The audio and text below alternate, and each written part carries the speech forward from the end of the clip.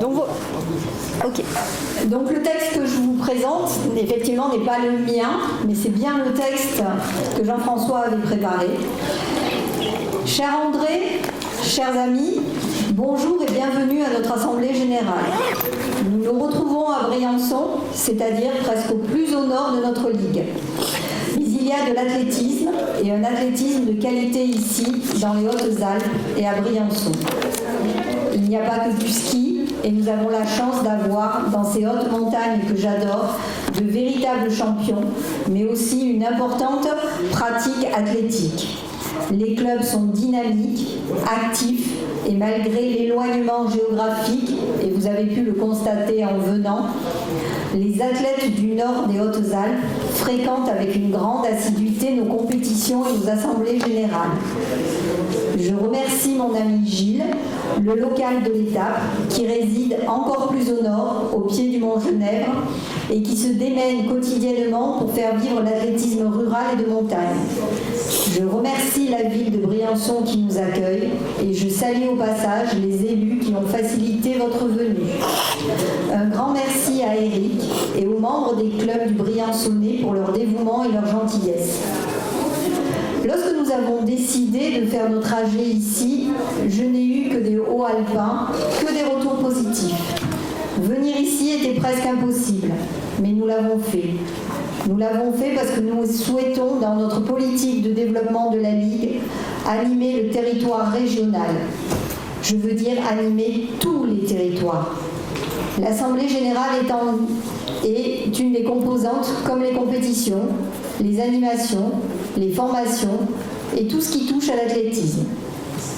Nous avons une ligue à la géographie exceptionnelle qui nous permet la même année d'organiser 2 championnats de France en salle à Miramas, un championnat de France de lancer à Salon de Provence fin février, mais aussi des championnats de France de montagne dans le Dévoluy et ceux de course verticale dans le Champsor à Orsières-Merlette. Nous exploitons au mieux les caractéristiques géographiques et climatiques de notre belle région. Je remercie André Giraud, président de la Fédération française d'athlétisme, de nous honorer de sa présence. Je vois qu'il n'oublie pas sa région sud, malgré sa destinée nationale. Un projet de rénovation-construction du stade, comme nous a été expliqué, a été lancé à Briançon. Nous soutenons ce projet et serons à vos côtés, car ce sera un superbe outil de développement pour l'athlétisme alpin. Sachez, amis des Alpes, car j'y associe aussi les Alpes de Haute-Provence, que vous avez à la Ligue de nombreux soutiens. Vous aurez toujours de notre côté une oreille attentive. L'année 2022 a été florissante pour notre Ligue d'athlétisme de la région Sud. Nous avons repris après les années Covid une croissance satisfaisante du nombre de licenciés. Les résultats sportifs sont très bons et nous avons, par notre politique, dirigé vers tous les domaines permis le développement de tous les secteurs. Nous agissons en direction des activités du stade, du running, des jeunes, de la santé et nous soutenons le haut niveau. Nous essayons de créer des conditions nécessaires pour la pratique d'un athlétisme pour tous et tout au long de la vie grâce aux pratiques loisirs et formes et santé. Nous engageons aussi des actions en direction de la prévention du dopage, du respect de l'intégrité physique et psychique des athlètes. Tout n'est pas parfait, mais nous nous efforçons de travailler au bien commun et dans l'intérêt de tous. En ces temps troublés, prenons plaisir à nous retrouver et à passer ces quelques heures ensemble. La convivialité sera au rendez-vous. Ceux qui me connaissent savent combien j'y tiens, car l'athlétisme c'est du sport, mais pas que. Et donc là, je pense que Jean-François regrette beaucoup de ne pas être présent parmi nous parce qu'il comptait beaucoup sur cet AG. C'est un émerveillement par le geste maîtrisé, par le goût de l'effort consenti, le plaisir d'être ensemble, de se confronter dans les aspects de nos valeurs, de partager des moments forts, mais aussi de partager nos joies et nos tristesses. Tout cela est sublimé par le vivre ensemble. L'athlétisme, c'est aussi du social, du citoyen, en un mot de l'humain. Anima sane, corpore sano, comme le disaient les Romains dans l'Antiquité, et plus tard, les humanistes de la Renaissance. Au contact de ces montagnes qui nous entourent, de cette belle nature, je me sens comme Jean-Jacques Rousseau, petit, fragile, mais je deviens grand grâce au bon air et à l'émerveillement que me procurent ces hautes montagnes enneigées. Je revis. Mes amis, pour finir, je vous dirai tout simplement, vive l'athlétisme au grand air. Bonsoir tout le monde. Pour moi, je trouve que c'est un grand plaisir de voir autant de monde pour cette Assemblée Générale. Et ça se prouve par les chiffres que je vais vous annoncer. Donc 119 clubs sont représentés sur 174. Le quorum est à 88, donc le quorum du club est atteint. Au niveau des licenciés, 18 358 licenciés sur 21 458. Le quorum est de 10 730. Donc le quorum des licenciés était aussi atteint. L'Assemblée Générale peut valablement délibérer. Merci à vous. Jérôme Nico, bonjour déjà. Bonjour Yves. Donc secrétaire de la Ligue, on est sur l'AG 2023, l'AG de la Ligue, et sur vos terres. Briançon, ça n'a pas dû être simple d'organiser tout ça. Comment ça s'est passé? Presque mes terres, parce que moi je suis gapencé, mais voilà, ça reste le département des Hautes-Alpes. Et puis le club de Briançon est un club associé au club que je préside. Donc voilà, je suis quand même à la maison, même si je ne suis pas complètement à la maison. Pas simple, oui, parce que c'était la volonté du président Jean-François Rouillet de venir faire une assemblée générale à Briançon. Parce qu'au niveau de la Ligue, on est extrêmement vigilant à essayer de valoriser tous les territoires et toutes les composantes de notre belle région. Donc voilà, venir à Briançon, c'était important. C'était un geste fort aussi par rapport au développement de l'athlétisme dans les Hautes-Alpes. C'était une façon aussi de dire aux clubs qu'on les soutenait. On a eu l'intervention de monsieur le maire pendant l'Assemblée Générale qui a fait apparemment des promesses, des propositions et même des projets qui sont en cours, c'est ça? Alors il y a le projet de rénovation du stade, il y a un ensemble de rénovation d'installations sportives et donc oui effectivement, puis Briançon, voilà, c'est accessible en train. Quand on sait que la plupart des jeunes ont une carte Zoo de la région avec les transports gratuits, il y a possibilité de venir faire des stages ou des choses comme ça ici. Après, voilà, au niveau de l'AG, ça n'a pas été simple parce que faire venir tout le monde jusqu'à Briançon, c'était un peu un défi. Donc on a affrété un car aux frais de la Ligue, on a logé les gens, organisé un repas hier soir, une visite ce matin un peu de la ville de Briançon et faire découvrir le riche patrimoine culturel et historique de Briançon.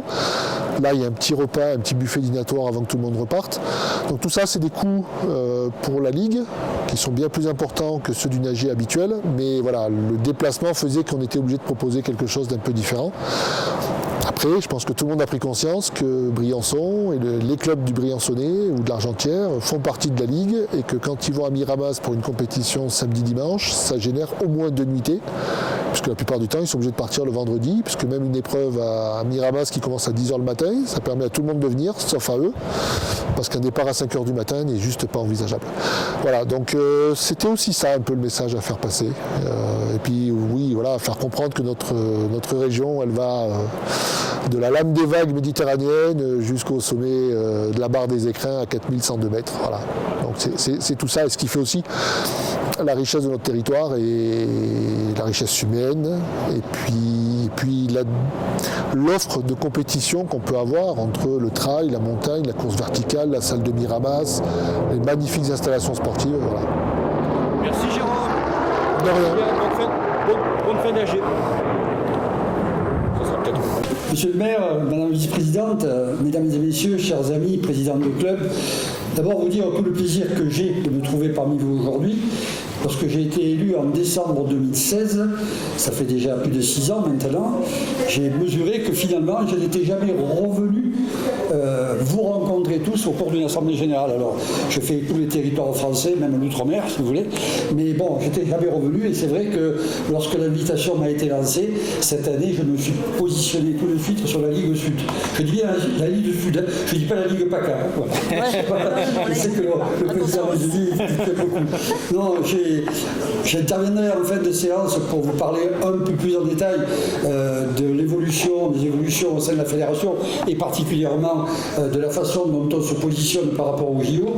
Mais j'ai été très attentif et sensible aux propos qui ont été tenus à la fois par monsieur le maire et madame la vice-présidente. Effectivement, quand on rencontre des élus qui affichent cette volonté de développer les activités sportives et en particulier l'athlétisme, on ne peut être que satisfait et faire le maximum pour les aider. Alors c'est vrai que lorsqu'on occupe des fonctions nationales, parfois on peut ouvrir plus facilement des portes. C'est pas toujours facile, vous l'avez dit, les dossiers traînent parfois, mais on peut pousser certains dossiers et c'est vrai qu'on va s'appliquer à pousser le dossier briançonnais tel que je savais qu'il y avait quelque chose qui se préparait ici.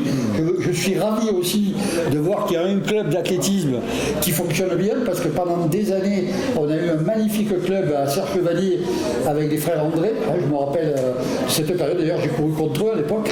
Et après, il n'y avait plus vraiment de club d'athlétisme. Et ici, le fait d'avoir refondé, Patrick, d'avoir permis à l'athlétisme de revivre, maintenant il faut des installations, ça a un coût, effectivement. Et le coût, on se tourne à la fois vers la commune, mais aussi les collectivités, la région et le département. Vous n'êtes pas sans savoir que lorsqu'on a lancé le projet de la salle de Miramas, c'était en 2013, et la salle, on l'a eu en 2018. Il a fallu 5 ans pour faire aboutir un dossier, mais les trois collectivités se sont associées, et pourtant c'était 3 collectivités avec 3 tendances politiques différentes. Alors nous ça va. Hein. Voilà, comme quoi le sport permet de fédérer. Et d'autant plus que le développement des courses en montagne et des trails prend, un envol spectaculaire dans notre fédération. On peut même le dire, et je le dirai d'ailleurs dans mon propos, la France est leader mondial sur la pratique du trail actuellement, et on a beaucoup d'ailleurs de membres de l'équipe de France, Laurence ne te dira pas, qui viennent de cette région. Donc on a bien entendu votre souhait d'accueillir à la fois la masse mais aussi l'élite, et dans les prochains mois on verra comment on peut conclure cet accord déjà. Dans le cadre du label Terre de Jeux, effectivement on pourrait avoir déjà les premières expériences, d'autant que l'an prochain nous accueillerons les championnats d'Europe off-road à Annecy, et pourquoi pas présenter pour plus tard des candidatures sur ce territoire. Voilà. Ah oui. Donc moi je reviendrai tout à l'heure plus en détail si vous voulez sur pas les problèmes, mais disons les aspects plus pratiques du fonctionnement des clubs et de la fédération, mais je suis très très satisfait de voir des élus. Ouais. Bonjour Isabelle. Bonjour Yves, ça va? Ça va, impeccable. Donc on est sur Briançon, oui. L'Assemblée Générale de la Ligue d'athlétisme de Région Sud, Briançon 2023. Ouais. Comment ça s'est passé? Génial. Alors écoute, c'est un projet qui était un projet de notre président, Jean-François Rouillet, qui tenait absolument à promouvoir les territoires haut-alpins et les territoires un petit peu isolés. On a eu quelques petites réflexions au départ en disant pourquoi si loin, pourquoi si haut, etc. En fait, c'est une réussite. Je pense que depuis des années, nous n'avions pas eu un tel quorum à notre Assemblée Générale. Suite à cette Assemblée Générale, on a eu un repas qui a permis que les clubs se rencontrent, que les clubs échangent. Et moi, hier soir, en partant, je n'avais que de bons avis sur ce qui s'est passé. Aujourd'hui, visite, guidée, on a découvert des personnes, on a découvert une région magnifique. Lève le nez, regarde, un ciel comme ça, les montagnes, la neige, c'est que du bonheur, quoi. Bon, une AG très formelle le samedi. Très formelle le samedi. Une partie convivialité et une partie très utile puisque c'est la rencontre des clubs, la rencontre, il y a les salariés de la Ligue également, il y a les élus de la Ligue. Ouais. Et c'est une rencontre entre tout ce monde-là, tous ces acteurs-là qui font aujourd'hui la Ligue d'athlétisme. Voilà, qui font la Ligue d'athlétisme et qui permettent de voir, de mettre un visage, de parler, de communiquer, d'échanger, ça c'est énorme. Là aujourd'hui on est dans la visite d'un centre d'oxygénation qui peut-être va nous permettre d'amener nos athlètes sur des centres différents. Voilà, c'est une belle découverte. Merci à toi, merci. Bonne fin de journée. Vraiment, vous saluez toutes et tous en compagnie de Marie-Michel qui est à la fois mon amie et surtout la vice-présidente chargée des sports au conseil départemental des Hautes-Alpes, et on a l'honneur d'y être élus ensemble, et remercier Patrick, conseiller municipal chargé des sports et souvent cheville ouvrière de nombreux événements sportifs, notamment liés au trail et des événements à la fois de haute altitude et des d'excellence ici dans le Briançonnais. Mesdames et messieurs, je ne vais pas être long. Vous êtes ici dans le théâtre du Briançonnais, vous l'avez vu, il est fonctionnel mais un peu vétuste. On va tâcher de le refaire, ça fait que 2 ans et demi qu'on est là. Par contre, il y a déjà quelque chose que nous sommes en train de refaire, et c'était l'objet de mon propos, c'est l'ensemble du parc des sports de Briançon. Je voudrais vous en dire un mot parce que ça vous intéresse au plus haut point. Le parc des sports, je sais que vous avez demain un petit apéritif prévu au centre sportif d'Altitude, est un endroit magnifique à de nombreux égards et qui surtout a un espace géographique qui, à mon avis, peut être envié par de nombreuses villes.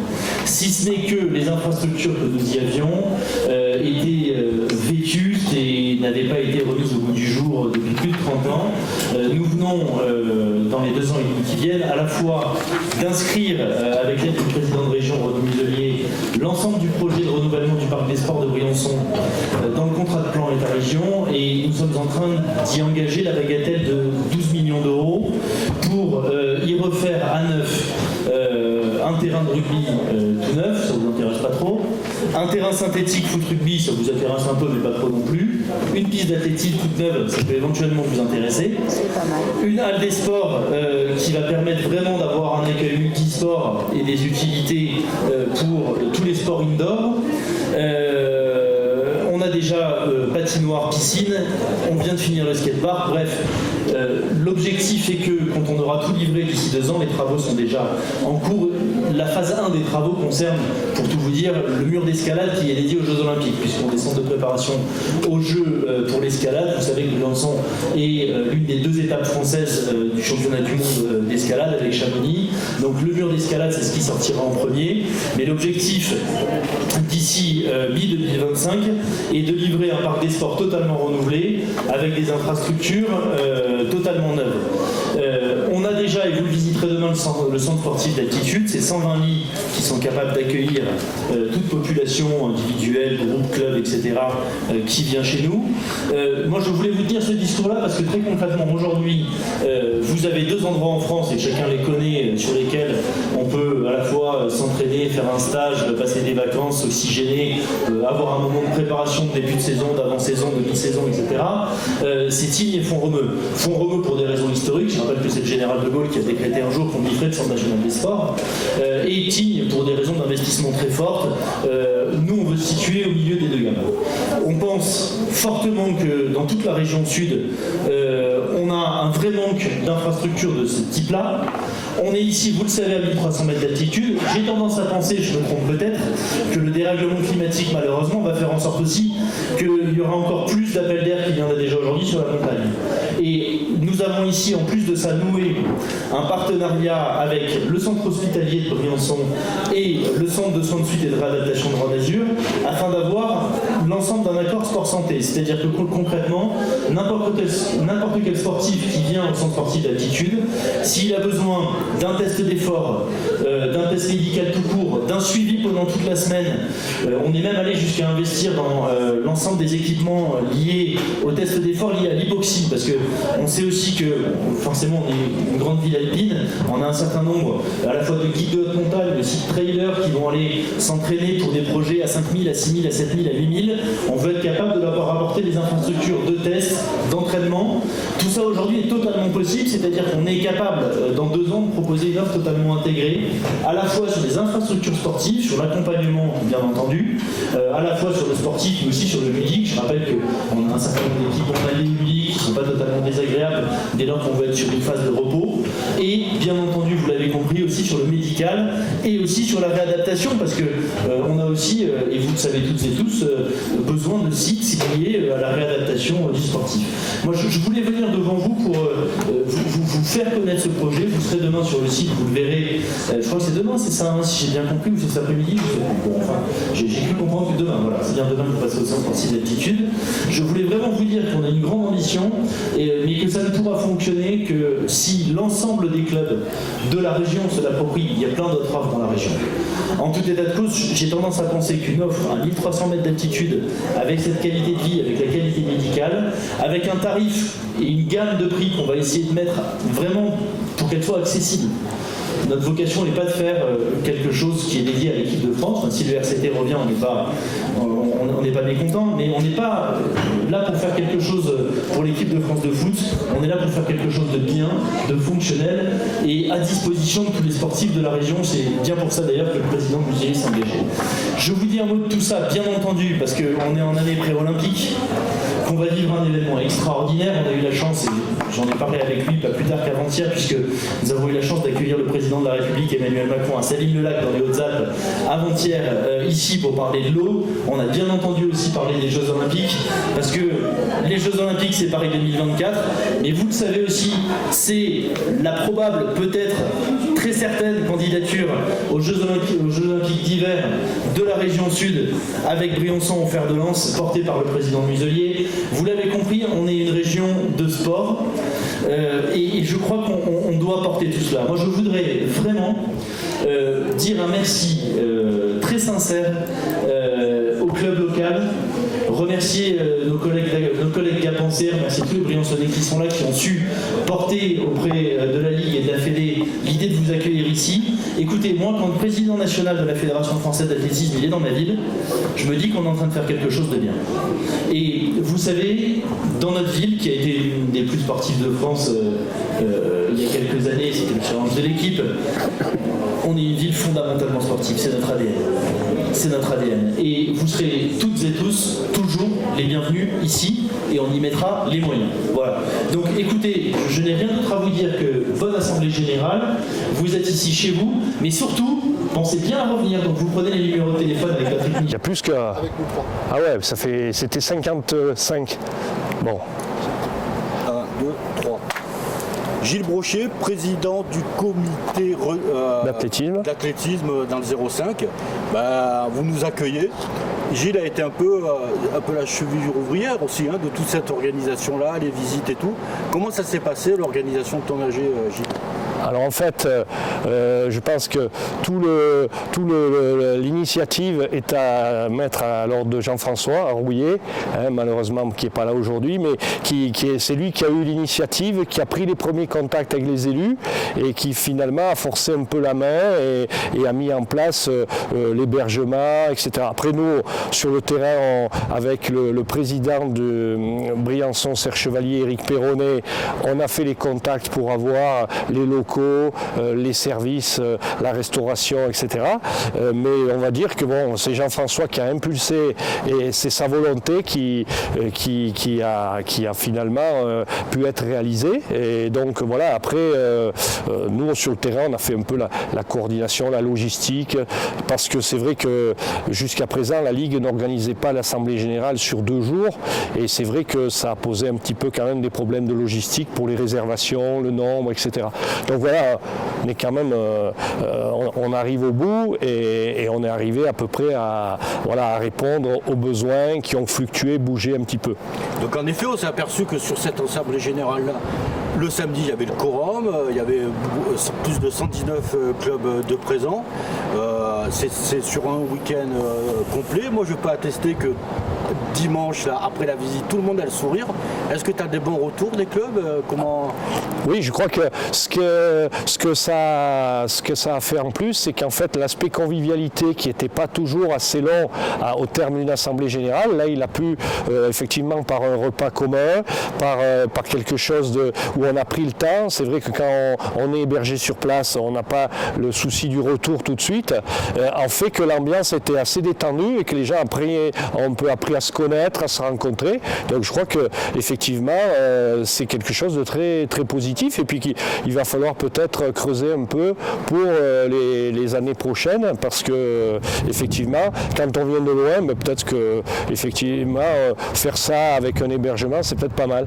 Donc si je résume, cette phase, il y a ce qui est formel, c'est l'Assemblée Générale, mais cette phase de convivialité derrière apporte beaucoup aux uns et aux autres de faire connaissance, de faire des partages d'expériences, par exemple.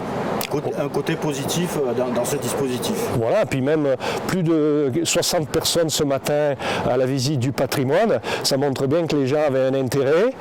En plus, on a bénéficié de conditions météo vraiment qui se sont améliorées de manière importante. Et voilà, je pense que lier un peu le patrimoine, la visite des lieux, la connaissance par les gens qui sont sur place, ça amène un plus. Hein. Merci Gilles, merci bien. Juste un petit rappel au niveau de notre région, on en a parlé. La région sud elle a une géographie particulière. Donc, Christophe, tu appuies sur les touches au fur et à mesure. Voilà, donc de Briançon à Arles, c'est-à-dire quasiment l'extrême nord à l'ouest, il faut à peu près presque 4 heures de route. Vous avez fait l'expérience dans l'autre sens. De Briançon à Marseille, il faut 3h20. Et puis Nice, il faut 5h25. Gilles Brochet, qui est dans la salle, que vous avez entendu tout à l'heure, des fois pour aller à Nice, il passe par l'Italie, c'est plus rapide. Voilà, donc des temps de trajet qui sont très très longs, vous l'avez remarqué, vous en avez fait l'expérience. Pensez aux gens de Briançon qui se rendent quasiment tous les week-ends sur nos compétitions régionales. Voilà, donc une petite pensée pour eux, et puis j'en profite pour vous remercier d'être venus. La suivante, Christophe. Au niveau des assemblées générales, vous voyez que ces dernières années, donc je dis ces dernières années, c'est-à-dire depuis la fusion des ligues de Provence et de Côte d'Azur, donc depuis 2016, les assemblées générales étaient plutôt, bien évidemment, dans le sud de notre région, et c'est la première fois qu'on dépasse à peu près le nord d'Aix-en-Provence en venant aujourd'hui à Briançon. C'était une volonté de notre président. Jean-François Rouillet adore la montagne, Isabelle vous l'a dit et lu tout à l'heure. C'est un crève-cœur pour lui d'avoir été obligé de redescendre, il aurait tellement aimé être ici avec nous. Alors, comme d'habitude, je ne vais pas vous assommer de chiffres, je vais prendre que les éléments les plus significatifs. Nous avons battu notre record de licenciés, en tout cas depuis ces dernières années, avec de nouveau un dépassement des 21 000 licenciés. Donc c'est notre plus haut nombre de licenciés de la Ligue depuis la fusion. Et aujourd'hui, nous sommes déjà à 21 220, donc on peut espérer pratiquement 22 000 licenciés à la fin de la saison au 31 août. Alors, les chiffres que je vous présente sont des chiffres un peu particuliers parce que, voilà, vous savez que la saison maintenant commence au 1er septembre et se finit au 31 août, c'est la fameuse date unique. Mais comme on est sur une AG qui est aussi financière, on ne sait pas trop ce qu'on prend. Est-ce qu'on prend l'état des lieux au 31 décembre ou au 31 août? Alors, j'ai un peu fait un mix des deux. Bon, ce qu'il faut noter sur nos licenciés, c'est qu'aujourd'hui, en athlétisme, dans notre ligue, c'est encore plus vrai qu'au niveau national, mais nous avons quasiment la parité. Donc ça, je pense que ça satisfait le président Géraud, qu'au niveau national, on ait des aussi bons scores, mais au niveau de la ligue, on fait même un petit peu mieux qu'au niveau national. Au niveau des comités, quasiment tous les comités ont retrouvé des nombres de licenciés supérieurs à ceux, au moins supérieurs ou égaux à ceux d'avant le Covid, donc c'est plutôt positif, c'est que tous les territoires se portent bien. Une petite mention spéciale pour les Alpes de Haute-Provence, avec un nouveau président de comité départemental et la naissance de plusieurs clubs qui font qu'il y a eu une très forte progression.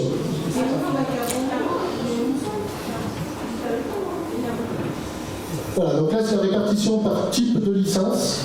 Alors je vous ai mis les chiffres de 2018. Alors ceux qui sont au fond, je ne suis pas sûr qu'ils voient grand-chose, mais on voit que tout doucement, la licence compétition s'érode. Elle diminue petit à petit. Donc voilà, ça veut dire aussi que c'est au profit d'autres pratiques.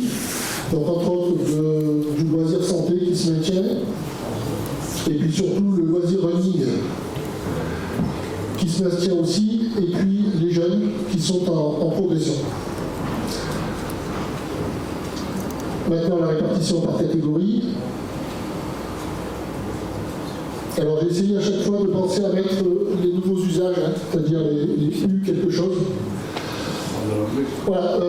Ce qu'il faut juste retenir, c'est ce qui est en violet et en vert, c'est que presque 4 licenciés sur 10 ont plus de 35 ans, et la moitié des licenciés ont moins de 18 ans.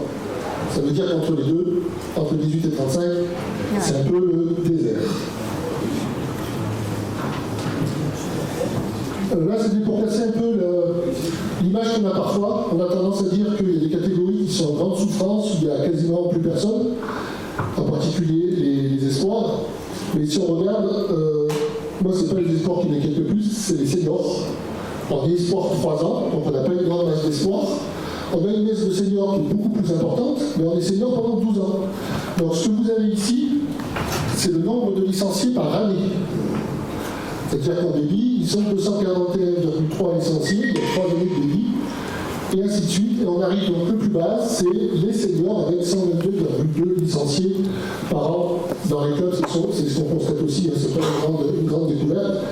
Quant au master, on a toujours l'impression qu'ils sont de plus en plus nombreux, ils doivent se multiplier. Eh bien, oui, ils sont nombreux, certes, mais comme on dit master très longtemps, et j'en fais partie, vous voyez qu'il y a 205,6 masters par année, il y a 755 mini. Donc vous voyez, ça permet un petit peu de réfléchir et de se recentrer sur certaines choses. Alors quand je parlais de parité tout à l'heure, c'est pas une parité complète, parce qu'en fonction des catégories, on a des gros deltas. Alors on a plus de benjamin, de mini-filles, de cadettes que de masculins dans ces catégories-là. Alors je ne suis pas sociologue, il y en a un dans la salle, mais c'est pas moi. J'ai avancé 2 hypothèses pour essayer d'expliquer ça. Je pense qu'au niveau de la fédération, on a bien communiqué que ces dernières années, l'Église France avait toutes fait de l'athlétisme. Donc on a des jeunes filles qui viennent, alors aussi parce qu'elles doivent s'y retrouver dans la pratique que l'on propose, bien évidemment, mais c'est pas forcément suffisant comme explication. En fait, c'est pas qu'on a de plus en plus de filles. Je crois que le problème, c'est qu'on a de moins en moins de garçons. C'est ça qui est le plus dérangeant. Alors pourquoi? J'ai une hypothèse qui est celle des jeux vidéo. Je le vois dans... Alors je suis enseignant pour ceux qui ne savent pas. J'enseigne entre autres à des 3e. Ils connaissent toutes les armes de guerre de la Seconde Guerre mondiale, grâce aux jeux vidéo. Par contre, qui est champion olympique du saut à la perche, ils savent pas. Voilà, donc on a, je pense, là des vrais questionnements à avoir. Il est probable que ce qu'on propose dans notre athlétisme chez les jeunes, pour les garçons, aujourd'hui, le convient, j'utilise le conditionnel, c'est une supposition, le convient peut-être pas tout à fait. Voilà. Après, on a malgré tout des effectifs assez conséquents aussi chez les masculins. Voilà, dans ça, il y a la répartition par club. Donc, on a 174 clubs dans la Ligue, dont 124 clubs tout seuls, isolés, on va dire, et 13 clubs référents avec 37 clubs associés. Ça, c'est un petit point de sémantique. On ne dit plus club maître et club ou section locale, ou je ne sais plus ce qu'il y avait avant comme terme encore. Maintenant, on parle de club référent et de club associé. Voilà, donc là vous avez le détail par comité, c'est pas ça le plus intéressant. Voilà, la répartition, alors là c'est un petit classement qui vaut ce qu'il vaut. C'est le nombre de licenciés ramené à la population du département. Et ici dans les Hautes-Alpes, vous voyez qu'il y a un licencié pour 197 habitants, le Vaucluse il y a 1 pour 198. Voilà, et les autres ne sont pas très loin, mais bon, dans les Hautes-Alpes, pour ceux qui ne savent pas, il y a 140 000 habitants. Donc c'est sûr qu'avoir 8 000 licenciés, ça paraît un peu compliqué. Là, c'est les résultats au championnat de France. Donc juste, vous voyez la dernière ligue. En 2022, les athlètes de la Ligue ont gagné 110 médailles d'or, 72 d'argent, 70 de bronze, et 1164 athlètes ont participé aux différents championnats de France. Alors, je vous ai mis les années antérieures, c'est pas très parlant, parce qu'on sait très bien que sur certains championnats, quand ils ont lieu loin, nos athlètes y vont moins, et en particulier les masters, c'est eux qui nous ramènent le plus de médailles. Donc quand les championnats en salle master ont lieu à Miramas, je peux vous assurer que l'année prochaine, ici, ce ne sera pas du tout les mêmes chiffres, ce sera bien supérieur. Donc c'est à relativiser, mais ça reste quand même un indicateur de la performance globale de la Ligue. Là, c'est la géographie des clubs. Donc vous avez la surreprésentation, bien évidemment, du littoral et de la vallée du Rhône, et puis le quasi-désert alpin, mais c'est normal, on l'a dit, il y a très peu d'habitants, et puis ce sont des zones rurales. C'est parfois un peu compliqué pour pratiquer l'athlétisme. Voilà, c'était pour faire apparaître les différentes composantes du territoire. Alors au niveau de la ligue, donc 4 réunions de comité directeur ont eu lieu en 2022, 7 réunions de bureau exécutif, 6 réunions de comités territoriaux. Ça, c'est une nouveauté de ce mandat depuis 2022, donc l'organisation de comités territoriaux. Donc c'est un rassemblement des différents comités départementaux. Ils se réunissent, ils discutent, ils échangent avec la Ligue. Et puis ensuite, la réunion de 34 réunions des différentes commissions. Alors on a notre comité directeur a un peu changé ces dernières années. Donc on a eu 3 démissions, 3 hommes nous ont quittés. Et on a 3 nouveaux entrants. Et on essaie de faire des efforts sur la gouvernance, en particulier de faire entrer des féminines. Donc on a l'entrée de 2 femmes et d'un homme. Et puis depuis le 1er septembre et le 1er janvier, nous avons 2 nouveaux salariés à la Ligue, un agent de développement sportif et un agent de développement des compétitions qui est partagé avec la FFA, avec Christophe qui se cache un peu derrière, là, que vous connaissez tous. Tout ce travail-là, on l'a un petit peu quantifié. Sur une année, c'est 4200 heures de travail. 14 200, pardon, je dis quoi, 4200 bah, j'ai un peu du mal à dire. Et donc, c'est l'équivalent de 9 équivalents temps plein. Donc, une masse de travail extrêmement importante. En 2022, on a retrouvé un fonctionnement normal au niveau des compétitions. Donc la Ligue a organisé 26 compétitions aux championnats régionaux ou pré-régionaux. Ça représente 32 journées de compétition. C'était au profit de 9405 athlètes pour 16 188 participations. Alors simplement parce que vous savez qu'on peut faire plusieurs épreuves sur une même compétition. 79 ligues présentes au total, donc la nôtre plus 78 autres. Et en particulier sur un championnat où nous avions 10 ligues métropolitaines sur 13 qui étaient présentes. Donc ça veut dire que nos compétitions attirent. Et puis 189 clubs de la Ligue ont participé, 158 clubs hors Ligue, donc c'est ceux des 78 autres ligues. Et puis au niveau des jurys, tout ce travail-là sur les compétitions, c'est l'équivalent de 8 temps plein. Donc vous voyez, un travail extrêmement important. Pour les jurys, c'est pratiquement 13 000 heures de travail pour nos compétitions. Les compétitions régionales, vous avez ici l'implantation. Donc, bien évidemment, comme l'a dit Isabelle tout à l'heure dans les propos du président, l'idée principale, c'est d'abord d'animer l'ensemble du territoire de la Ligue, donc de couvrir à peu près tout le territoire, et ensuite, bien sûr, de jouer sur les caractéristiques du territoire. On va avoir du mal à organiser une course verticale à Marseille ou à Martigues. Par contre, dans le Briançonnais, c'est beaucoup moins compliqué. Par contre, une compétition sur piste, sur une piste de 8 couloirs, bien évidemment, c'est pas dans les Hautes-Alpes qu'on peut la faire. Voilà, donc on essaie comme ça de tourner. La difficulté que l'on a depuis maintenant 3-4 ans, c'est le manque de clubs candidats pour organiser des championnats régionaux. Vous l'avez vu cet hiver, hein, on a eu du mal à implanter le quart de finale de cross. La demi-finale, ça a été, et là pour cet été, pour les compétitions estivales 2023, ça a été compliqué. Il a fallu aller chercher des clubs qui initialement n'étaient pas forcément volontaires, donc de leur forcer un peu la main. Merci à eux, parce que sinon on ne pourrait plus faire de championnat. Alors juste, j'essaie toujours d'avoir un côté, c'est mon côté prof, excusez-moi, qui me prend dessus, mais l'année dernière, vous avez parlé du manifeste d'engagement que l'on a signé, donc c'est un projet qui est porté par le comité régional olympique et sportif, donc un engagement contre les violences dans le sport, et toutes les violences.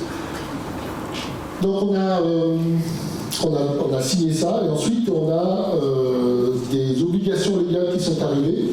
Donc je vais vous parler rapidement de l'honorabilité, la responsabilité du dirigeant, de la sécurité des pratiquants et des encadrants, de la lutte contre les violences, dont le harcèlement et le cyberharcèlement, le programme Iron King porté par la loi, et vous dire un mot sur le comité d'éthique et de déontologie de la Ligue.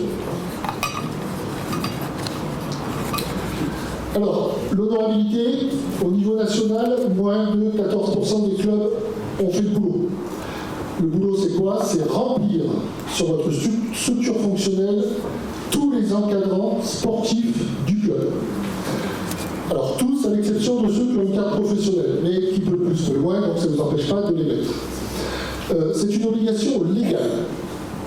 Alors ça sert à quoi? Ça sert à prémunir les dirigeants d'un éventuel futur souci. Ça veut dire quoi? Ça veut dire que à la fois les dirigeants du club, président, secrétaire et trésorier sont dans cette liste, plus tous ceux qui sont au contact des jeunes ou des athlètes, et ça peut faire du monde. Il faut les saisir dans une trame sur le CIFA. Cette liste est aspirée par la fédération, c'est anonymé, c'est envoyé au ministère. Des 3 bases différentes sont interrogées et en fonction du résultat, vous avez des petites alertes qui apparaissent. Je prends l'exemple du dirigeant qui a détourné des fonds dans un autre club, qui déménage à l'autre bout de la France, qui arrive dans un club, qui dit « Ah, mais moi j'étais président de club, etc. » On interroge la base. Ah, il s'est fait remarquer ailleurs pour détournement de fonds, on va peut-être éviter de le prendre. Je ne vous parle pas de l'entraîneur qui est agresseur sexuel, il peut apparaître aussi bien sûr dans cette liste. Donc soyez extrêmement vigilants, parce que si vous... je suis président de club, on fait tous pareil. Quand quelqu'un arrive pour entraîner, on est trop content d'avoir quelqu'un qui arrive pour entraîner. Mais c'est de votre responsabilité de dirigeant et de président de club. Si vous mettez vos athlètes en danger parce que vous avez pris quelqu'un sans de mettre en place les garde-fous qui sont nécessaires, en cas d'incident, ça se retournera contre vous. Donc faites-le bien. Et vous pouvez, sans forcément utiliser le système que je viens de vous décrire d'honorabilité, donc obligatoire depuis le 15 mars 2022 quand même, vous pouvez solliciter la direction régionale de jeunesse et sport ou les directions départementales et leur envoyer le fichier de vos entraîneurs et ils interrogeront eux la base et vous aurez un retour aussi.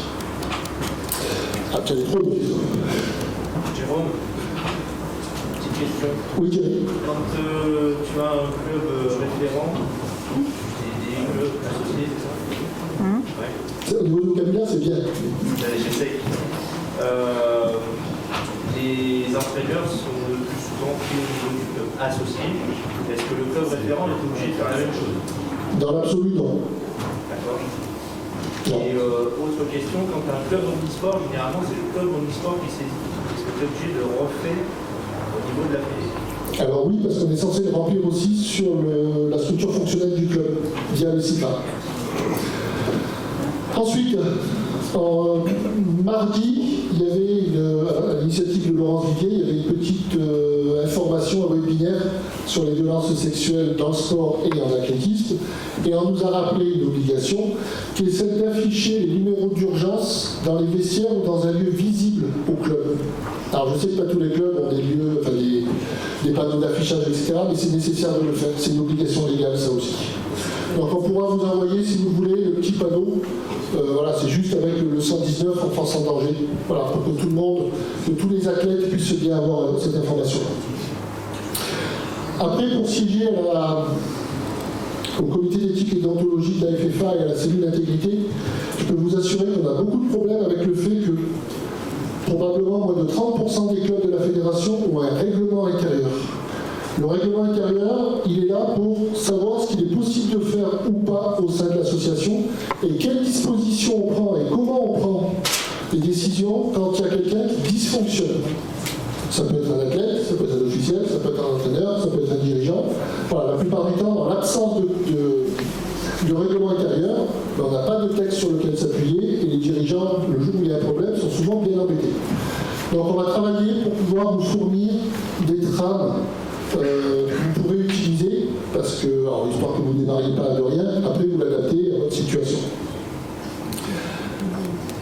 Ensuite, pour un rappel de quelques obligations quand on est dirigeant, entre autres, c'est de protéger les pratiquants et les pratiques, donc assurer le respect de l'hygiène et de la sécurité.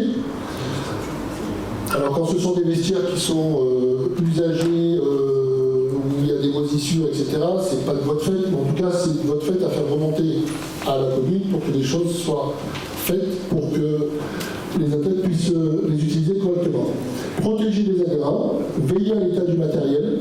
Donc on ne fournit pas aux athlètes une perche à moitié tordue et cassée parce qu'on risque l'accident. La sécurité lors des compétitions, la sécurité lors des entraînements, la sécurité lors des stages. Donc on évite les Airbnb où on met 10 athlètes ensemble en mélangeant garçons, filles, majeurs, mineurs. Ça en fait sourire certains, mais sachez que ça se fait. On évite aussi, on doit assurer la sécurité lors des déplacements. Donc on évite qu'un mineur soit seul avec un adulte dans un transport. Alors ce que je vous dis là, c'est une évidence, mais dans les faits, c'est loin d'être simple à mettre en place. Et puis ensuite, surveiller ce qui se passe et se dit, entre autres sur les réseaux sociaux, etc. Donc, je vous rappelle aussi que vous avez l'obligation de moyens, et c'est pas pour vous embêter, c'est parce que vous avez l'obligation de protéger les pratiquants. Et donc, en rouge, de privilégier les bonnes pratiques. Alors, harcèlement et cyberharcèlement, je ne vous fais pas la définition. Le harcèlement, vous savez tous à peu près ce que c'est. Cyberharcèlement, c'est la même chose, mais via des supports numériques. Quand nous étions jeunes, il y avait du harcèlement, c'est pas quelque chose de nouveau, mais quand on était harcelé à l'école ou au collège, on passait la grille et c'était à peu près terminé. Aujourd'hui, via les réseaux sociaux, c'est quasiment 24 heures sur 24. Donc on arrive à des situations extrêmement compliquées, avec des jeunes qui parfois se suicident, et malheureusement l'actualité nous en donne des exemples presque quotidiennement. Le harcèlement est pris très sérieusement en compte dans l'éducation nationale, dans le sport encore très peu et trop peu. Donc il faut vraiment qu'on s'y attelle, parce que c'est quelque chose qui existe déjà, qui est un peu caché. Mais en tout cas, c'est là aussi de notre responsabilité de faire ce qu'il faut, en tout cas d'éviter toutes les situations un peu conflictuelles. Par exemple, il convient d'être vigilant et de connaître le moment et situation à risque. Clairement, tout ce qui est vestiaire, etc., c'est des situations à risque. Lors des compétitions, comme je l'ai dit aussi tout à l'heure. Donc il ne s'agit pas d'être l'œil de Moscou, mais voilà, de veiller, de surveiller. Un entraîneur n'a pas à entrer dans le vestiaire de mineurs, sauf cas exceptionnel, mais ça ne veut pas dire qu'il ne doit pas être attentif à ce qui se passe dans le vestiaire. On peut aussi faire la promotion des bonnes pratiques, peut-être de demander aux jeunes de déposer le portable au début de l'entraînement. Au moins, ça évite les photos, les vidéos, etc. Être attentif aux athlètes qui sont tristes, qui sont isolés, qui sont nerveux, qui ont moins de motivation qu'avant, qui éventuellement arrêtent la pratique. Tout ça, ça peut être révélateur de problèmes. Alors de problèmes extérieurs ou de problèmes intérieurs au club. Donc comme je l'ai dit, éviter les situations à risque, ça c'est extrêmement important. Et puis, il faut que nos entraîneurs soient exemplaires. Exemplaires, ça veut dire quoi? Alors on l'a tous fait pour motiver, créer une bonne ambiance dans le groupe. On moque un peu un athlète qui a mal fait un exercice. C'est rigolo, ça fait sourire. Mais pensez quand même que c'est une sorte de plafond de verre et l'entraîneur est un exemple pour les athlètes. Si l'entraîneur se permet une remarque de cet ordre-là à un athlète, pourquoi les autres athlètes ne le feraient-ils pas? Et c'est souvent le début d'un engrenage, donc de la vigilance là-dessus. Ensuite, je vous ai parlé de vos responsabilités, vous dire que vous n'êtes pas tout seul. Donc je pense que quasiment personne est allé voir dans l'onglet Fédération sur le site internet de la FFA. Vous savez, vous avez les onglets en haut. Onglet Fédération, onglet FFA Organisation, et là on a Assurance. Et dans Assurance, on a plein de documents différents.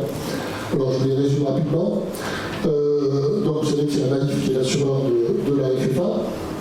Donc toutes les personnes impliquées dans la vie du club ont à leur disposition une assurance responsabilité civile, mais aussi une assistance juridique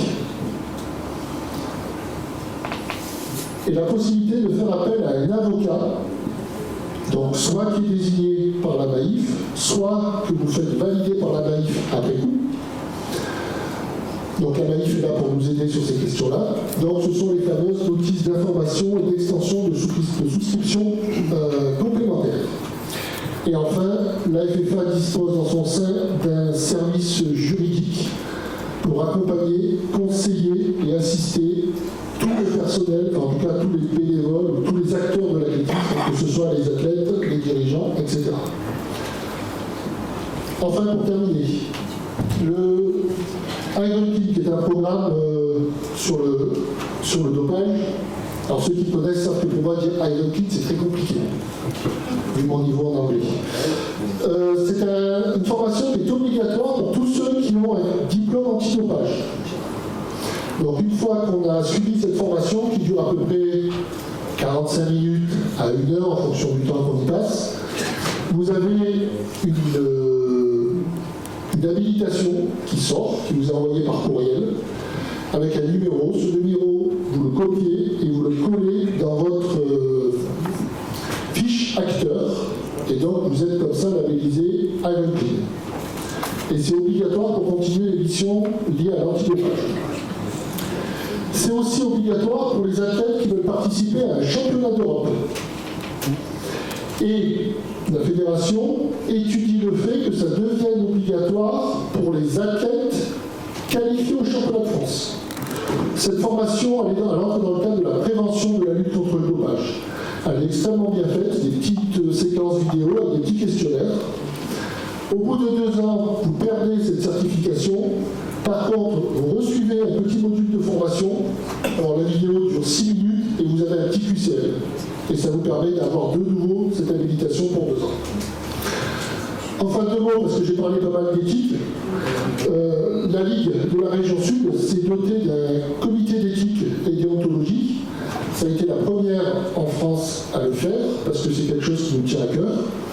Aujourd'hui, c'est obligatoire dans toutes les ligues. Alors, toutes ne l'ont pas encore, mais en tout cas, c'est obligatoire. Donc, je vous rappelle juste à quoi ça sert. Donc, dans le règlement intérieur de notre ligue, il est marqué que le comité régional s'occupe de suivre et de promouvoir les bonnes pratiques et de dénoncer les atteintes à tout ce qui concerne les questions liées à l'éthique et à la déontologie sur les territoires de la Ligue d'athlétisme de la région Sud. Vous pouvez saisir ce comité en cas de problème. On en a de plus en plus. Alors je vous donner des chiffres nationaux. Il y a 4 ans, il y avait entre 25 et 30 cas par an qui remontaient jusqu'à la fédération. Cette année, elle a dépassé le cap des 100. Et rien que depuis le mois de janvier, on est déjà à 40. Je vous laisse faire le calcul, on finirait l'année probablement à plus de 120.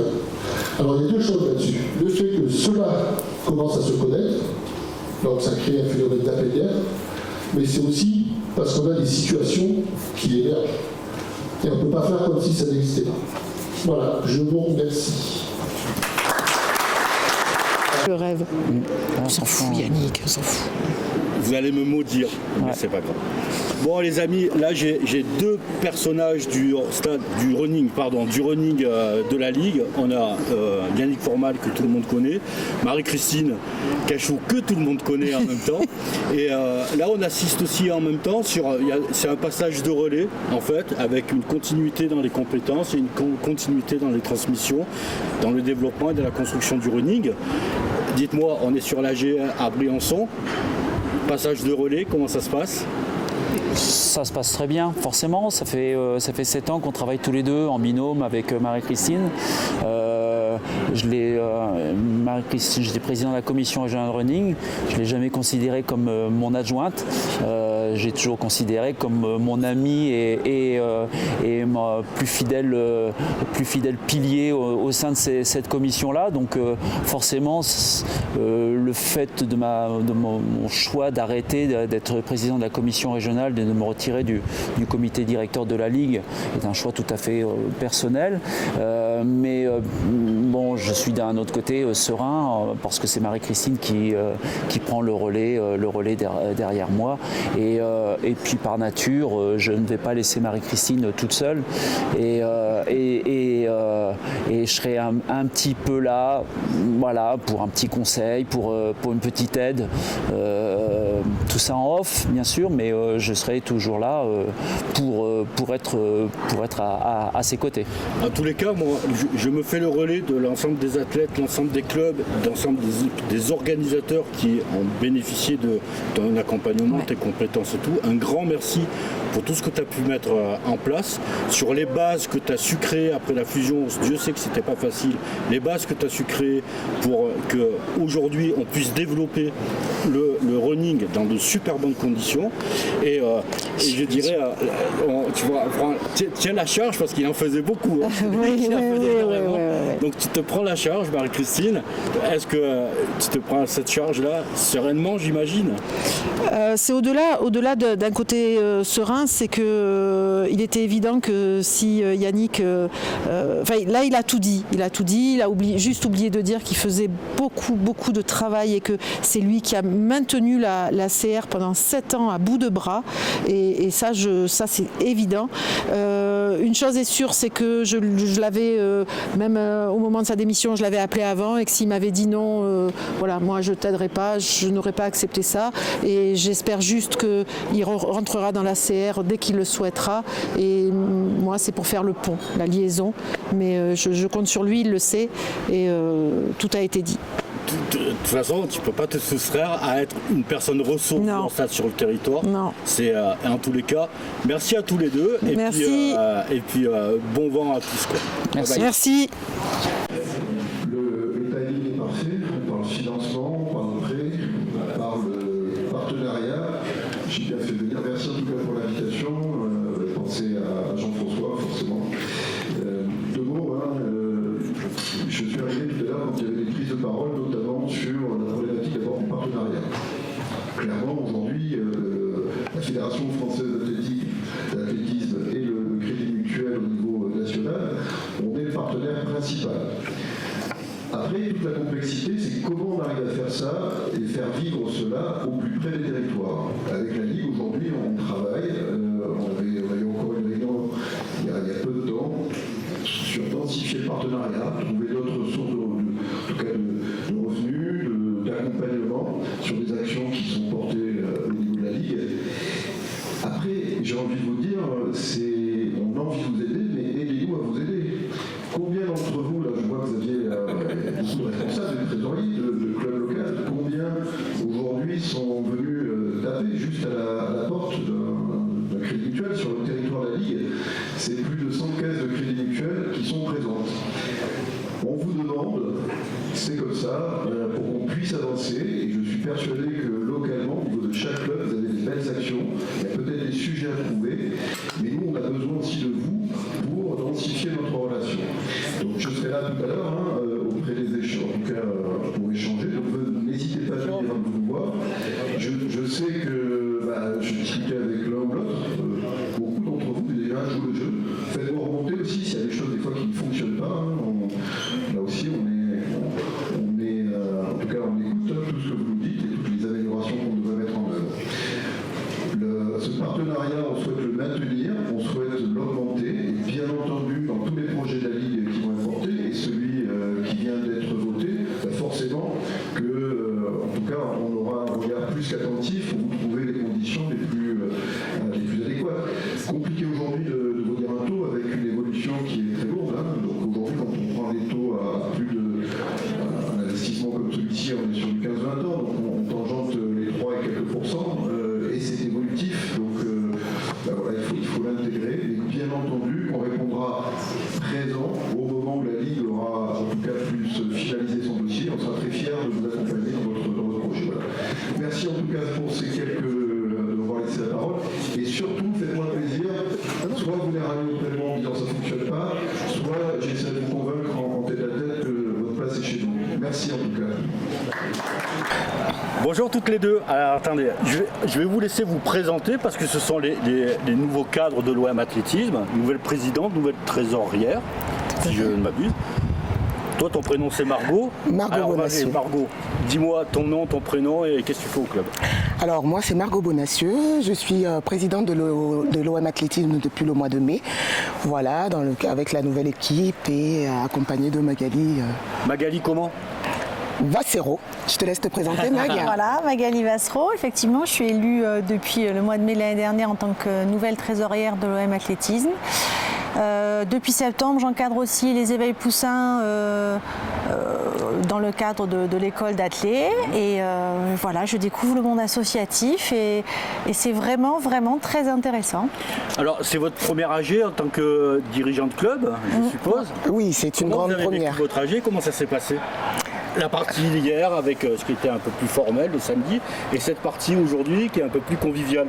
Allez, votre sentiment là-dessus? Alors nous on est arrivé un peu à reculons parce que c'était un premier exercice avec quelques craintes d'une réunion assez formelle et en fait on a été très agréablement surprise déjà de l'accueil de la Ligue.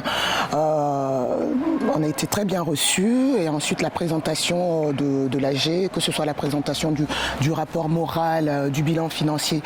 Les documents étaient assez clairs donc on a compris. Après pour le vote, tout a été très bien organisé, le vote était très bien et la soirée qui s'en est suivie. Donc suivi d'un très bon repas, merci d'ailleurs, dans un cadre magnifique. Et après pour l'hébergement, on était à l'hôtel Suitom, donc la Ligue pour ça en tout cas un grand merci parce qu'on a été très bien installés. Et pour couronner le tout, une belle balade dans Briançon ce matin qu'on a beaucoup apprécié. Et donc ça a été l'occasion aussi de faire la rencontre d'autres dirigeants d'autres clubs. Donc on a sympathisé avec les dirigeants de Payon et d'autres dirigeants de clubs. Donc c'était un moment très convivial qui nous a permis de nous rapprocher d'autres dirigeants qui vivent un peu la même chose que nous au quotidien, de partager peut-être les problématiques qu'on a au quotidien sur le terrain et donc d'échanger peut-être des solutions, des propositions. Donc ça a été une journée, un week-end très enrichissant pour moi. Voilà. Je vois, Margot, elle a tout dit. Patricia a dit. Alors, moi, d'un bon moment de partage. On a échangé effectivement sur la vie de nos clubs avec différentes personnes. Moi, personnellement, je pense que Margot aussi. On repart aussi avec des idées. Voilà, des idées, des trucs à mettre en place. Voilà, donc franchement, très bénéfique ce week-end. Merci à toutes les deux et merci à l'OM Athlétisme. À très vite alors. Merci à vous. Et merci la Ligue. Merci la Ligue. Au revoir. Au revoir.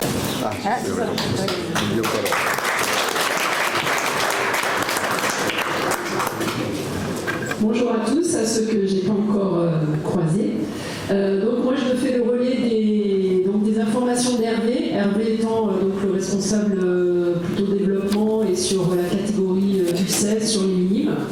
Du coup, cette année, donc, comme vous commencez un petit peu peut-être à être habitués, surtout ceux qui ont ces catégories-là dans le club, il y a un fil rouge au fil de l'année avec, avant il y avait des tests, maintenant c'est grâce à la salle on peut, Hervé a, je dirais, fait évoluer en prenant les athlètes sur les résultats des championnats régionaux en salle. Donc il y a un stage à Pâques et ensuite pour les meilleurs sur des critères de performance, il y a un stage fin août, donc ça c'est pour les actions stage. Et donc là c'était à Porto Vecchio l'année dernière. Et du coup, côté compétition, c'est essentiellement la Coupe de France qui anime les opérations de Ligue, avec la Coupe de France estivale, tu peux mettre peut-être la diapo d'après. Donc il y a la Coupe de France hivernale avant, donc au mois de mars, et la Coupe de France estivale ensuite. Tu peux revenir peut-être sur la Coupe de France de cross, donc au Muro, où là, effectivement, nos athlètes, il y a 8 athlètes qui sont sélectionnés sur la base des régionaux et des quarts de finale et des demi-finales de cross. On avait notre équipe fille qui avait terminé deuxième, les garçons un petit peu plus loin, et on avait 3 athlètes qui étaient quand même dans les 10 premiers, donc on avait une bonne petite génération. Et l'été, du coup, c'était à Angers, donc là c'est vraiment le gros déplacement qui fédère à la fois des athlètes, mais aussi des entraîneurs, donc les entraîneurs de l'équipe technique dont Magali vous a parlé tout à l'heure. Yves se fait le relais de toutes ces actions, donc si vous êtes intéressé pour en savoir plus, si vous n'êtes pas impliqué complètement sur ces catégories-là, n'hésitez pas à voir sur le site de la Ligue. Il y a vraiment des retours en photo, en témoignage, qui sont vraiment une plus-value et qui permettent de bien connaître les athlètes, de bien connaître la dynamique aussi qui est mise autour. C'est vraiment une forte action de dynamisation et de détection sur laquelle nous on s'appuie après pour les suivis régionaux à partir de Calais. Donc là, les résultats, excuse-moi, c'était toujours les filles donc, qui étaient... non, cette fois c'était l'inverse, donc les filles étaient 7e, les garçons 3e. Et pour une 6e place au classement mixte, on additionne à la fois la Coupe de France de cross et la Coupe de France estivale pour obtenir cette 6e place parmi 13 ligues du coup de France. Le stage Horizon 2000, donc réuni, je vous l'ai dit, sur une base de performance, donc il a lieu en Selle, pas très loin d'ici. Là encore, c'est une action qui est forte et les athlètes qui participent généralement reprennent l'athlète en septembre en étant très motivés. Et pour les tout meilleurs, ceux qui passent encore un cran, il y a un stage national qui est vraiment la fin du fil rouge. Les interligues, Magali vous en a parlé, on participe à 2 interligues, donc un interligue en hiver, donc qui est également un moyen un petit peu de fédérer à nouveau ces athlètes et puis de permettre aussi des performances pour les cadets juniors. Donc ça se passe généralement sur Lyon, là il y avait 35 athlètes qui ont participé. C'est une date qui est très favorable dans la préparation et qui complète. Avant, ça complétait vraiment quand on n'avait pas Miramas. Donc là, ça fait un déplacement. Le déplacement aussi, ça permet de créer des liens et encore une dynamique au niveau des athlètes. Et là encore, n'hésitez pas à suivre aussi sur les réseaux ce qui s'y passe.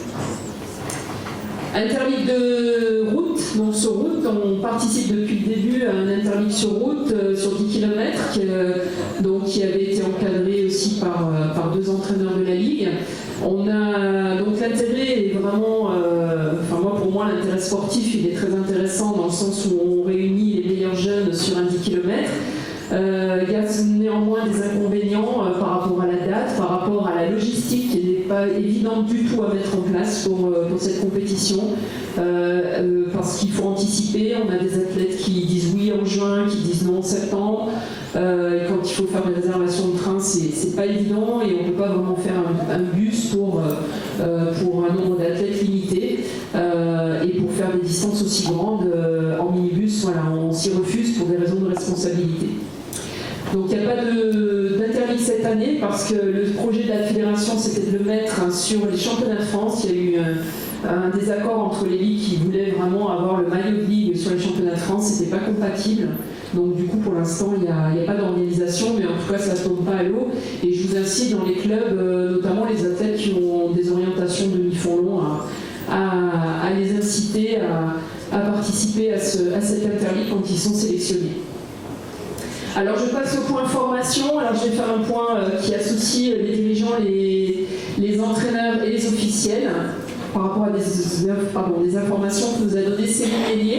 Céline Lénier est responsable au niveau de l'OFA de toute la gestion de cette grosse machine et elle nous a donné des chiffres qui vont vous donner quelques informations entre 2019 et 2022.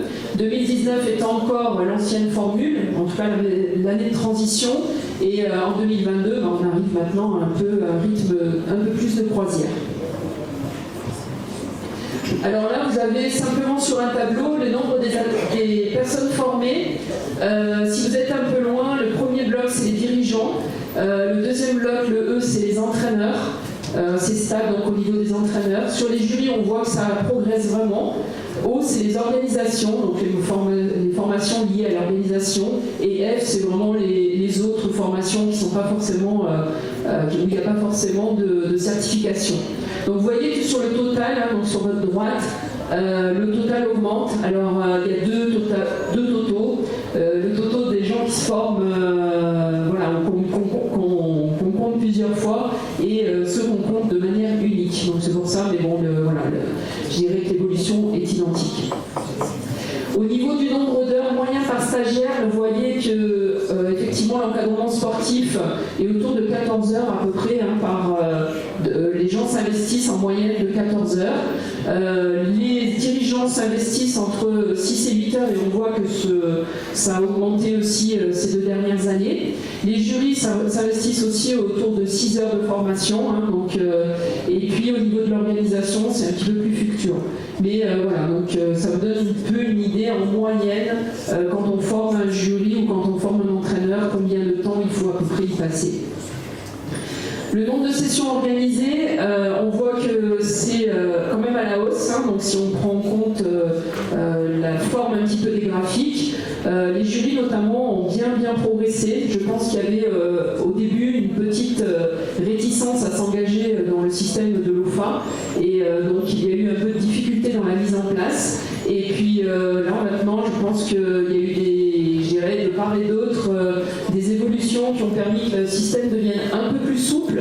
Et donc du coup, voilà, on voit qu'il y a pas mal de sessions d'organiser, et notamment le total global que vous voyez de 125 sessions, hein, donc c'est quand même pas rien. 125 sessions à mettre en place tout au long de l'année. Et le nombre de certifications, donc on le voit aussi, hein, donc les dirigeants, vous voyez à peu près qu'il y a eu donc 9 dirigeants validés cette année, 22 l'année dernière, donc enfin 22 en 2021 et 9 en 2022. On peut penser que l'année prochaine ça peut repartir, hein, c'est vraiment une question, je dirais, c'est cyclique, les certifications. Sur les entraîneurs, c'est pareil, j'en ai pas beaucoup cette année, j'en ai validé 18. Il y en avait 28 l'année dernière, et cette année je suis déjà quasiment au 18 alors qu'on est à même pas un quart de l'année. Voilà, donc par contre ce qu'on sait, c'est que les gens rassemblent maintenant les modules pour pouvoir enfin se certifier, et donc c'est pour ça que je dis que ça en arrive enfin à un rythme de croisière. Les jurys aussi, 103, c'est bien, donc ça nous fait un total de 158. On remonte et on arrive 187, c'est vraiment quand on était dans l'ancien cursus, donc progressivement on revient dans les chiffres qu'on avait avant le changement. Alors moi je vous invite vraiment à consulter le petit papier qu'on a dû vous distribuer à l'entrée et qui vous donne ce QR code. Et ce QR code vous permet d'accéder plus facilement à l'organisation en tout cas des formations d'encadrement sportif.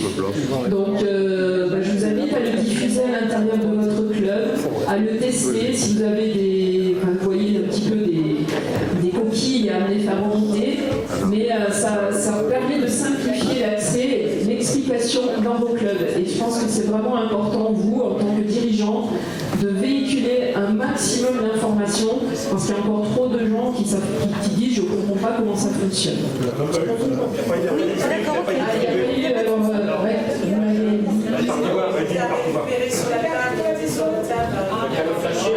Oui, ça. Oui, oui. Bon, sinon, il est aussi en ligne sur le site de la Ligue. Vous l'avez sur le bandeau de droite, mais le bandeau de droite, des fois, il faut descendre un peu et vous l'avez. D'accord? Donc, j'ai eu quelques soucis de mise en forme, donc ne vous attardez pas sur la mise en forme, il y a quelques petites choses encore à corriger, mais sur le principe, c'est un peu comme un arbre. Hein, donc, vous avez formation bénévole, formation encadrement sportif professionnel.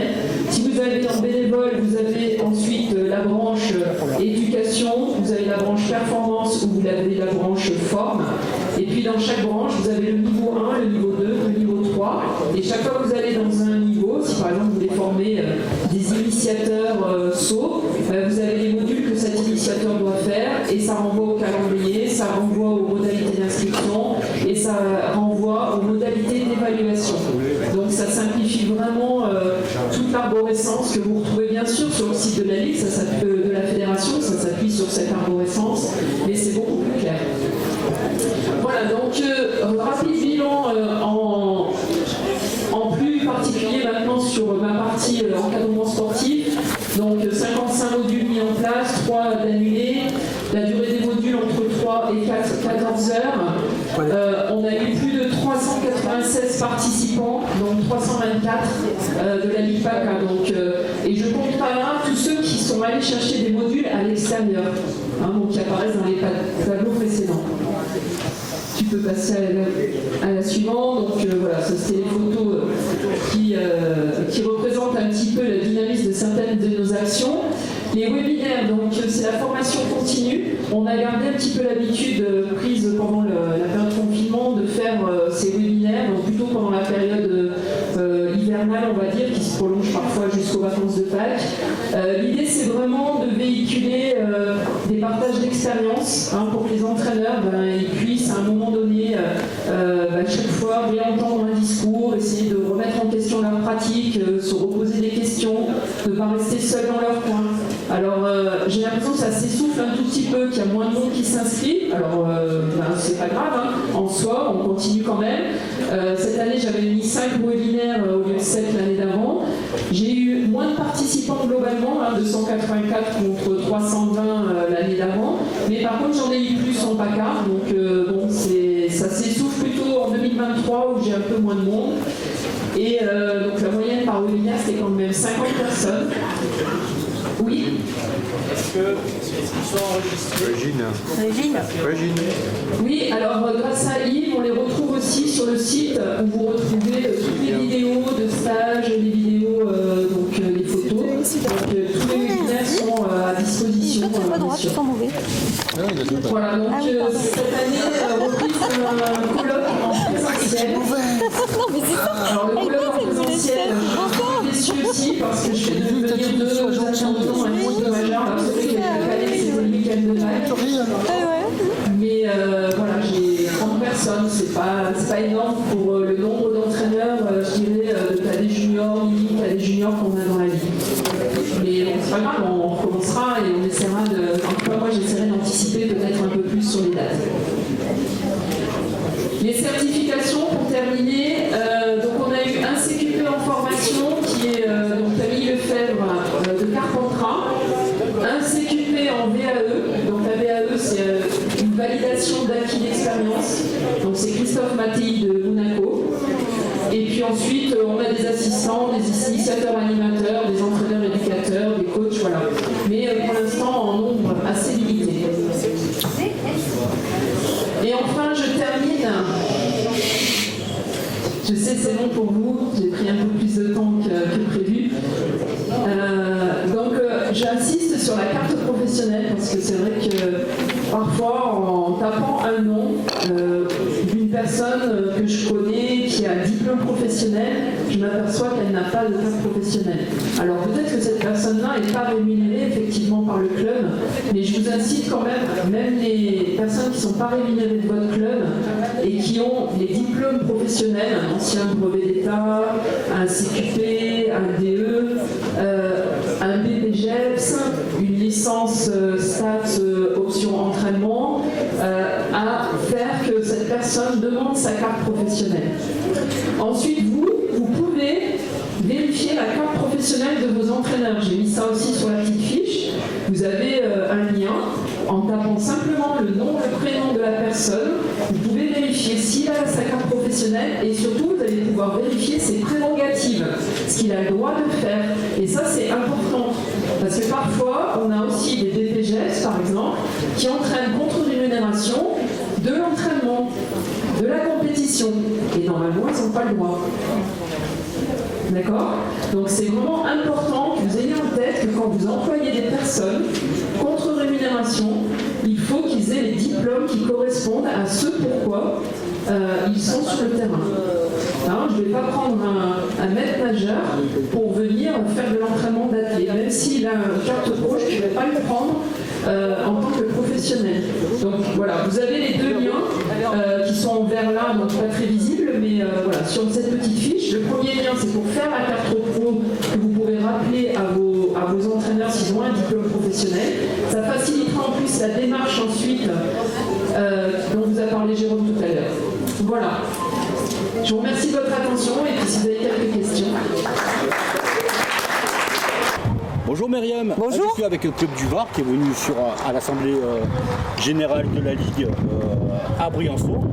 Myriam, comment ça s'est passé ton AG? Super, j'ai découvert pas mal de clubs. On a pu échanger sur nos pratiques, on a échangé aussi sur les difficultés qu'on pouvait avoir, les solutions aussi, sur nos courses aussi qu'on organise chacun et la façon de l'organiser. Et puis on a appris beaucoup de choses au niveau de la Ligue, on a eu quand même pas mal d'informations intéressantes sur l'organisation des clubs, comment on devait s'organiser. C'est un peu une première où la Ligue elle fait une assemblée générale comme ça sur 2 jours, où elle réunit les clubs et tout. Tu trouves que c'est positif? Comment tu vois les choses? J'ai trouvé ça très très positif effectivement sur 2 jours, puisque ça permet de prendre un peu plus le temps, de discuter, d'échanger entre les clubs, d'échanger aussi avec la Ligue. Donc non, c'est très très très intéressant. Bon, j'ai beaucoup aimé. Trop éloigné, c'est pas. J'adore Briançon, donc moi, c'est pas... Et puis, quand on nous parle aussi de Briançon qui sont tout le temps, les Hautes-Alpes qui sont tout le temps dans l'obligation de descendre systématiquement toutes les semaines, je trouve quand même que de monter une fois, c'est quand même fort de café de leur dire aussi que c'est loin, voilà. Donc, une bonne expérience. Très bonne expérience, et puis Briançon, c'est une ville magnifique. Donc je rappelle, présidente du club Courforest à Brignoles. Voilà, grand club qui organise un trail. Le trail de l'Escarel. Le trail de l'Escarel. On vous attend nombreux à la selle. On va faire ta promo. Voilà. Merci Myriam. Merci à toi. Bonjour à toutes et à tous. Alors, je vais essayer de vous faire un petit résumé des actions de l'ETR qui sont, alors je vais essayer d'aller vite, mais l'activité de l'ETR est très intense, donc déjà c'est un plaisir d'être avec vous ici. Je ne suis pas toute seule, j'ai ma collègue Laurence Villiers qui prendra la suite puisqu'on va intervenir un peu sur cette... C'est bon Christophe?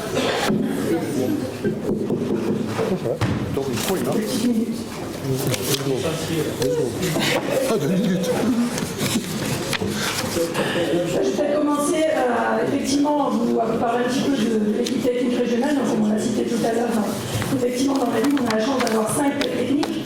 Alors on n'est pas tous sur des missions de ligue, on a 3 cas techniques qui ont des missions qui sont partagées sur la fédération, des missions nationales et des missions régionales, mais nous sommes quand même 5 sur le territoire. On verra les détails un petit peu dans les tout à l'heure. Mais l'ETR, ce n'est pas que les cas techniques, c'est également tout un staff autour de nous. Voilà, ça arrive. C'est bon, tu peux revenir sur la précédente. Celle-ci, voilà. Donc l'équipe technique régionale que vous expliquez, 5 CTS, mais c'est également beaucoup d'entraîneurs et de formateurs de nos clubs qui nous aident au quotidien. Donc l'ETR, c'est tous les clubs de la Ligue qui y participent. Et donc nous avons 3 grands secteurs d'activité avec 3 ETR en conséquence. Donc l'ETR développement, c'est l'athlétisme des plus jeunes, les U16, pardon. L'ETR formation, c'est Laurence qui la dirige, et l'ETR performance qui regroupe à la fois le haut niveau, mais également la grosse activité des stages régionaux et des suivis régionaux. Donc là, je vais passer assez vite sur cette diapo. Je pense que les documents vous seront envoyés puisqu'on va demander effectivement d'aller un petit peu plus vite. Donc cette diapo vous permet de détailler un petit peu dans quel secteur nous travaillons. Laurence est plus particulièrement sur la formation, mais a également des missions nationales sur le running. Hervé est sur le suivi U16 avec le secteur jeune, donc le secteur développement. Franck Ney, qui était sur le national, redescend à démission également sur la Ligue à partir depuis septembre 2022, mais a quand même une grosse partie sur l'édition nationale. Laurence Manfiadi, qui est la nouvelle coordinatrice de l'ETR, puisque nous sommes répartis un petit peu l'émission, donc j'espère que je prendrai le temps de le lire. Ça vous permet de savoir à qui vous devez vous adresser sur les questions, de vous orienter sur la personne qui sera mieux vous répondre. C'est remarquable. Il me demande de me dépêcher un peu plus. Et donc Erwin Malvezin, qui est donc le conseiller technique de Ligue sur les développements et qui travaille énormément avec eux. Voilà, qui est responsable de l'ETR. Donc là, vous avez, je vais passer vite également, les détails de qui intervient de façon très régulière dans nos ETR, formation, développement, performance, c'est donc tu peux passer, on le fera passer. Et donc nos actions, elles sont ponctuelles. Effectivement, les stages de spécialité, ce sont vraiment une activité intense pour nous, les compétitions interligues, les formations initiales continues, les jurys de certification, nous participons également au comité directeur, au CSO, j'ai dit bien évidemment, au conseil territorial. J'ai listé tout un tas d'autres missions que nous faisons ponctuellement dans la Ligue. Voilà, les aides sportives de haut niveau, le SMR, le suivi médical, le suivi complet, les séminaires entraîneurs. Les actions qui sont réellement permanentes, ce sont surtout celles qui ont attrait aux structures du PPF, donc les pôles d'entraînement de haut niveau. Et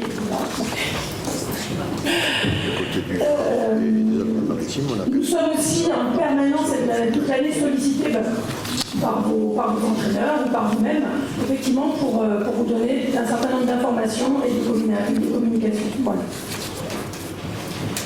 Alors là, je vous ai listé toutes les actions ETR 2022, donc match interligue. Nous avons organisé aussi un colloque inclusion au Crêpes des Maurice où André d'ailleurs nous a fait l'honneur de participer l'année dernière en février 2022.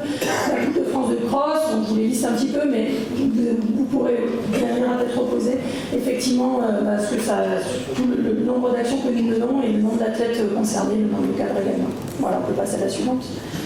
Quelques petites photos quand même, voilà, de nos actions, notamment les stages que nous faisons, que nous essayons de faire dans notre beau territoire PACA, mais pour autant, nous avons aussi de bonnes relations avec la Corse. Nous avons organisé l'année dernière un stage à Porto Vecchio. C'est important d'entretenir ces bonnes relations avec la Corse. Les structures du PPF, donc la filière d'accès au niveau, donc sur notre territoire, nous avons 4 pôles, 4 structures qui vont d'ailleurs être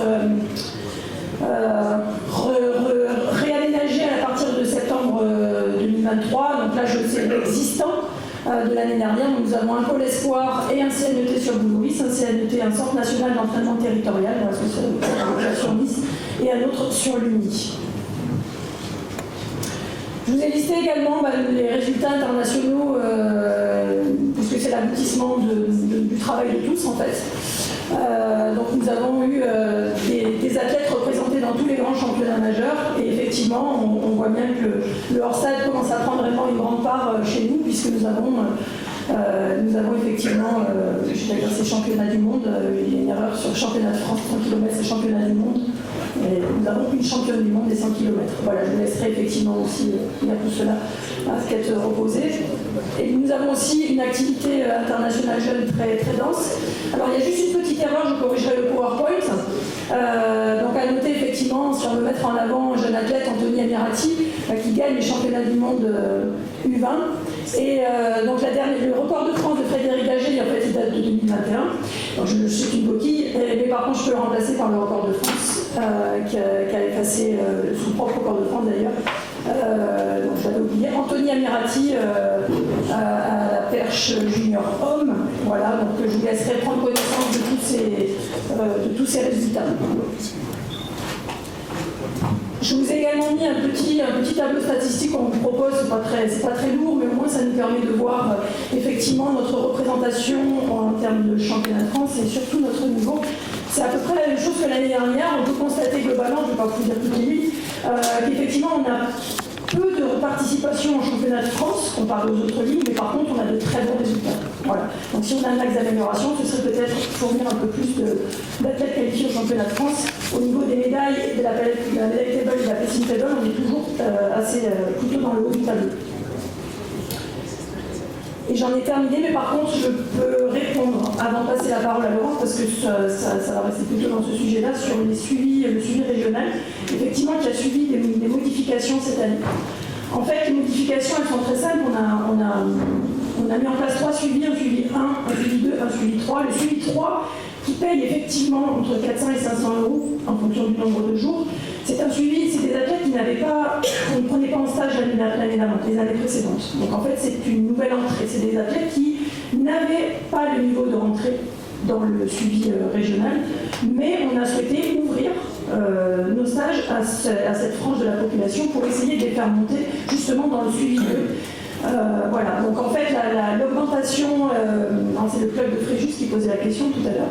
Vous dites que les athlètes de l'année dernière CD oui. au stage ligue. Oui. Moi je peux vous dire que l'athlète de quoi je parle, l'année dernière. Il était dans le suivi 2 ou suivi 3, madame L'année dernière, il est allé au Lavandou, on n'a pas payé 400 €, il était presque au même niveau. Et cette année, à Cannes... En fait, on a mis des performances, on a listé des performances. Les critères ont un petit peu évolué, mais pour autant, on a un petit peu relevé le niveau d'exigence pour le suivi 2, mais pas beaucoup. C'est du simple au double, hein. Donc ça veut dire que certains clubs... Oui, madame, mais ça reste, je comprends tout à fait. On a présenté, alors pour tout vous dire, on a présenté cette nouvelle formule lors des assises des entraîneurs qui ont eu à Boulouris, où tous les clubs étaient invités. Et effectivement, c'est une nouveauté pour nous, et pour ne rien vous cacher, on va se réunir au mois de mai avec tous les collègues pour effectivement en pratique pour savoir si c'est une bonne chose ou si c'est une mauvaise chose, et nous tiendrons compte effectivement de votre remarque. Vous aurez plus d'athlètes pour l'instant de niveau 3, voire 2, que de 1, parce que le niveau 1, il est tellement élevé que pour l'instant, dans les clubs, il n'y en a pas tant que ça. Et la problématique du niveau 1, c'est que ce sont des athlètes qui sont sur liste espoir, mais qui ne sont pas pour autant suivis en stage national.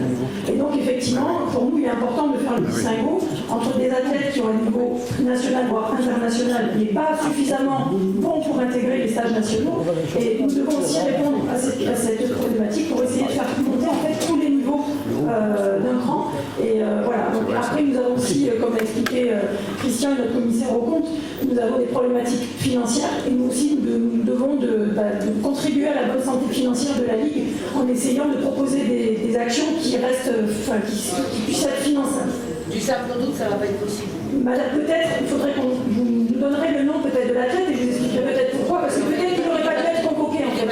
Il n'est pas tout seul, mais je vous invite, alors vous avez bien noté que nous avons donc un séminaire des cas techniques début mai. Donc je vous invite à nous envoyer un mail pour exprimer votre point de vue, qui nous permettra effectivement d'alimenter nos débats. Voilà, j'espère que le message est passé. Après, je ne suis pas le seul club à se dire. Mais justement, vous êtes la première à qui j'entends. Je ne suis pas la responsable du suivi, mais en tout cas, je ferai passer un message. Et je vous invite donc du coup en assemblée générale, je ne peux pas faire mieux en termes de communication. Si vous avez des remarques à nous faire, on est prêt évidemment à les entendre et à les traiter. Et nous avons donc dans un mois une réunion pour ce faire. Donc, et on essaiera de répondre à vos questionnements et d'essayer d'y répondre au mieux. Voilà. C'est dommage pour les athlètes. Voilà. Et je voudrais juste rebondir, c'est dommage, oui, mais on est obligé de... Voilà. Je préfère... On veut bien inviter tout le monde en stage, il faut poser la question à Christian après, mais je pense qu'il ne sera pas tout à fait d'accord.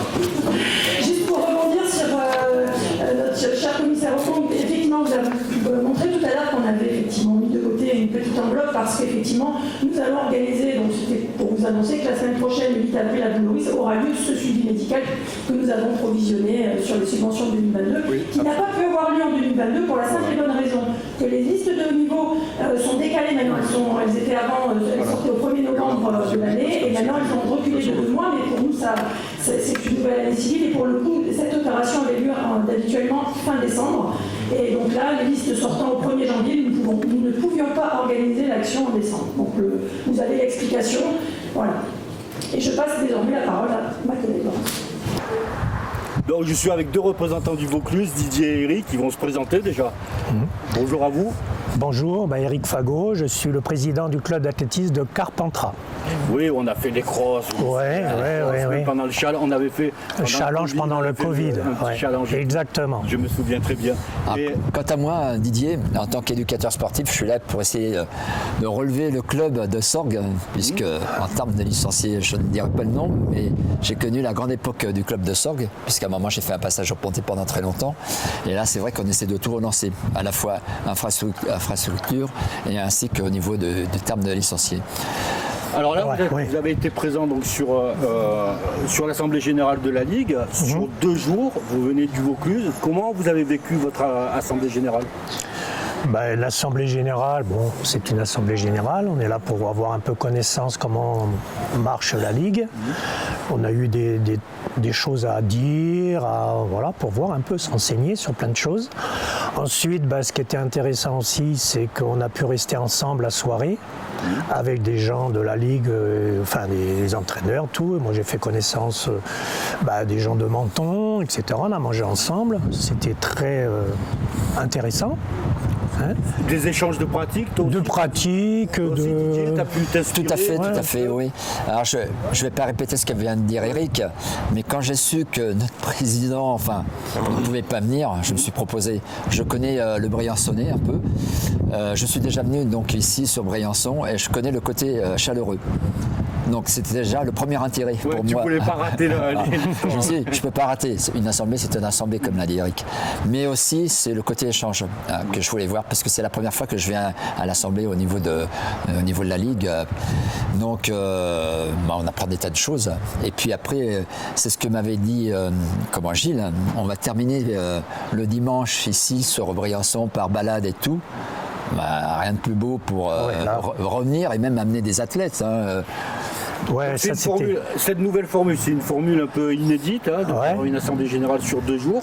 Mais apparemment, moi d'après les témoignages, c'est vrai qu'on peut constater qu'il y a un côté très formel, assemblée générale, où on informe, on fait valider, on vote et tout. Mais l'autre côté, convivialité, où il y a des échanges d'expérience, je retiens, pour vous aussi, c'est quelque chose de positif et à reproduire éventuellement. Bien sûr, et puis bon, Briançon, c'est une ville que je connais. Que je connais bien, et puis suivre 2 guides d'ici, c'était vraiment très intéressant et je le remercie beaucoup. On peut souligner un grand merci à Jérôme et à Gilles qui nous ont guidés sur la visite. Très riche. C'était très intéressant. Ça donne envie de revenir. Bonjour Antoine. Bonjour. Donc là j'ai le président de Bar-sur-Loup, du club de Bar-sur-Loup, à l'AG, sur Briançon. Comment ça s'est passé cet AG pour toi? Très bien. Très bien. Tout ça, dis-nous. Non, l'ambiance, la convivialité. Tout ce que je peux dire, c'est que ça a été très, très limpide au niveau des commentaires, au niveau des budgets, au niveau des projets, en fait tout ce qui s'est passé d'après le Covid, et la souffrance des clubs qui ont subi ça aussi lors de ces 2 années perdues, et le redémarrage. Moi je trouve que cet AG a été un bien-être pour les gens qui ont été sur place et représenter les clubs qui n'étaient pas là, parce que j'avais aussi quand même des pouvoirs. Et c'est vrai que c'était intéressant de venir à cet AG, voir un peu tout ce qui s'est passé pendant l'année 2022. Alors je sais que toi, c'est pas la première AG à laquelle tu assistes, tu en as vécu de différents formats, tout ça. Sur ce format-là, sur un week-end, où en même temps on peut mélanger tout ce qui est formel d'une assemblée générale, mais tout ce qui est rencontre, convivialité, échange avec les clubs, est-ce que tu trouves ça, c'est quelque chose de positif? Ah, c'est très positif. Alors, étant donné qu'on est tellement positif que j'ai 2 casquettes, je fais partie quand même de la commission Running 06, et pendant le confinement, nous avons sorti une application qui est on va dire le décor du fameux calendrier où toutes les courses sont situées et figées dans ce calendrier 06 toute l'année. Donc cette application elle est vivante, on peut télécharger toutes les courses, on peut voir toutes les courses qui se passent dans les 06, on peut s'y inscrire, elle est évolutive parce que chaque semaine il peut y avoir des annulations, donc mise à jour constante avec les courses challenge, courses trail, marche nordique, enfin, tout ce qui est sur route. Voilà. Alors c'est un produit vraiment efficace qu'on va essayer de mettre, de faire intéresser d'autres CDR. Donc là tu es en train de m'expliquer que tu as pu en parler partout. J'en ai profité pour, on va dire, vendre le bébé. C'est ça, Antoine il perd pas le nord. Hein. Non, mais parce que c'est quand même c'est un lien, parce que je suis président et je suis quand même aussi intéressé par ce produit, parce que bon, c'est vrai que les gens ont tendance à chercher les courses et tout, et c'est vrai qu'avec cette application, on a accès à toutes les courses, à alors tous les vous avez présidents. une nouvelle application qui est créée sur... elle est performante à 100%. Trail, trail, route, tout ce qu'on veut. Quoi. Et en fait, cet AG, cette convivialité-là en même temps, ça t'a permis de pouvoir en parler et tout. Tout à fait, c'est sans des échanges. C'est un exemple par les faits que la convivialité et les rencontres des clubs, ça a des choses de positives. Sur les tenues, sur les fabricants, surtout quoi. Voilà. Merci beaucoup à toi, Antoine. De rien.